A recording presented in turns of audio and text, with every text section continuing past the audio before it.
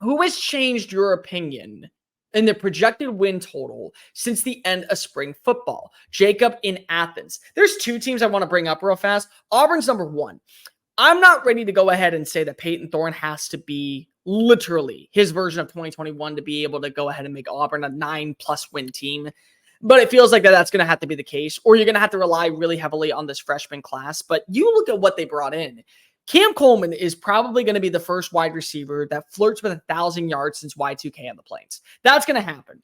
But the thing that's going to make this offense open up a lot more is they brought in KeAndre Lambert-Smith from Penn State. That's a really good complementary piece. And now you have two weapons on top of Fairweather as your tight end to where you feel really good about this team. Defensively, they brought in some players. Isaiah Raikes, who was at Texas A&M, then he was at USC. Now he's down in Auburn. I think that he's going to be a really good fit for this defense. He already has a relationship with DJ Durkin, who just got hired in place of, why am I blanking on his name? Forget it. He's not important, I guess, right now. But Auburn, they have talent. They have a really good recruiting class. They did a great job of flipping 3 players on National Signing Day or early signing day, whatever you want to call that new period. And they finished with a top 10 class. Hugh Freeze is the right guy to lead this team. I have no question about that. I think that when I look at this Auburn program, a lot of those games that were toss-ups to where it's like, well, maybe they will hold their own against Texas A&M. Well, maybe they'll be okay when they play against Alabama.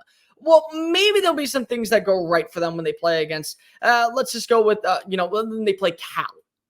Now it kind of feels like, all right, well, maybe they're a team that does feel like they're trending upward. Their schedule, they should start off the year 4-0. Alabama A&M, Cal, New Mexico, Arkansas. And all those games are also at Jordan-Hare Stadium. So the thing about that is, if you're relying heavily on this newcomers, these freshmen that are supposed to be this wave that really sets the tone in Auburn, you're getting them in a really good, comfortable spot. Because then they have to go ahead and they have to welcome in Oklahoma. And that's going to be a big test. But then you get to go on the road, back-to-back games against 2 potential playoff teams in Georgia and Missouri. Then you play Kentucky after a bye. So you feel a little bit different about that roster.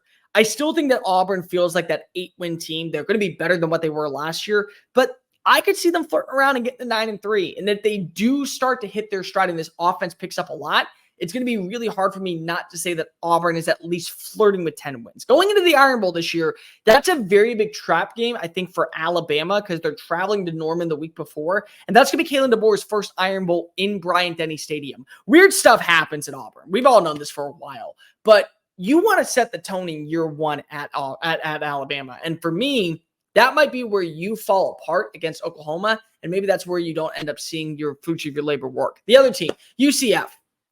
The Big 12 is weird. I brought this up many a time. The Big 12 is the best conference in college football. It top to bottom is fantastic. Everyone knows that the Big 12 is just a complete chaotic mess that is always going to be exciting because there's like 11 teams with odds that can make the college football playoff and win.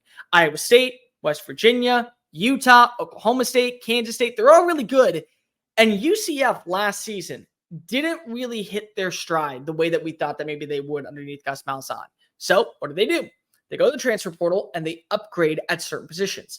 There is no Cam Newton 2.0. Let's just get this out of the way. There are certain players in college football that we respect based off of what they did during their time in college that we just go ahead and say, you are one of one.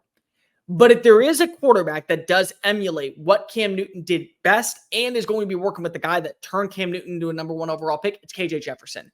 He didn't go pro. No, he still is in college for what feels like the 17,000th year. It really does. The thing about him is that he's going to be working with the same guy that developed Cam. And he's also going to have a better offensive line than what he had at Arkansas. He's going to be playing against lesser competition in the Big 12, or at least in terms of the quality of players that usually you see on Saturdays in that conference. They also added in another really good running back in Peny Boone. Peny Boone last year at Toledo was phenomenal. One of the best running backs in the MAC. He was a big reason why the Rockets went 11-1 during the regular season. They also bring over Jacoby Jones at wide receiver, a really good complimentary number 2 target. And they still have RJ Harvey on this team. RJ Harvey was one of the more slept on running backs in college football last year. He went over 1,000 yards. He was really consistent on moving the sticks. He had a great game against Oklahoma State. Their schedule is really challenging, especially on the back end. Like you look at where UCF is going into the season. there's going to be some questions. They're going to start off, I think, really fast. New Hampshire, TCU, Sam Houston, Colorado. I would not be shocked. They travel to Gainesville still undefeated. But then they close out the year with Arizona, Arizona State, West Virginia on the road, and Utah. Every one of those games I think could be a toss-up. But I'm starting to feel a little bit more confident in saying, well, I had to think this is a 7-win team. No, I actually think it's about an 8-win team. Well, actually, I think that they could get to 9 wins. Well, 10 wins is not entirely off the table. I think it's still far-fetched to say that they're going to be a favorite to make it to the college football playoff and win the Big 12. And right now, I don't think that you're going to see a team outside of the conference champion from the Big 12 go to the postseason unless a bunch of other weird things happen. But I will say, do not be shocked if we're talking about early November, that matchup against West Virginia, that having Big 12 playoff implications. That matchup against Arizona having Big 12 playoff implications. That Utah matchup, maybe it's going to be a preview of what we see in Arlington a week from now when the two meet up again. And maybe they'll learn something in the process to where they will get into the college football playoff. I'm not entirely counting out the Knights. They did a great job in the second wave of the portal. I feel very confident in this team.